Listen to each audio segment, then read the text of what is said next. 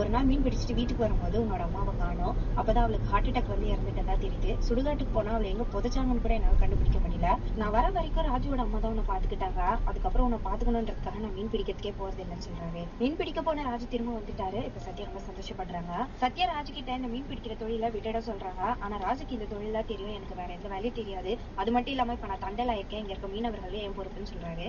சத்யா அதெல்லாம் முடியாது, நீங்க இதுக்கப்புறம் இந்த மீன் பிடிக்கிற வேலைக்கு போக கூடாதுன்னு அவர்கிட்ட சத்யா வாங்கிடுறாங்க. அடுத்த நாள் ராஜு அங்க இல்லாததா சத்யா பாக்குறாங்க. அப்பதான் லைட் ஹவுஸ்ல கொடி பறக்குது. இப்ப ராஜு மீன் பிடிக்க கிளம்பிட்டாருன்னு தெரியுது. ராஜுவும் சில மீனவர்களும் குஜராத்துக்கு போறதுக்காக ரயில்வே ஸ்டேஷன்ல இருக்காங்க. அங்க வர சத்யான்னு அவ்வளவு சொல்லியும் நீ கேட்காம மீன் பிடிக்க வந்துட்டியான்னு கோவப்படுறாங்க. ராஜு எவ்வளவோ கெஞ்சி பாக்குறாரு. ஆனா சத்யா பிடிவாதமா இருக்காங்க. உனக்கு நான்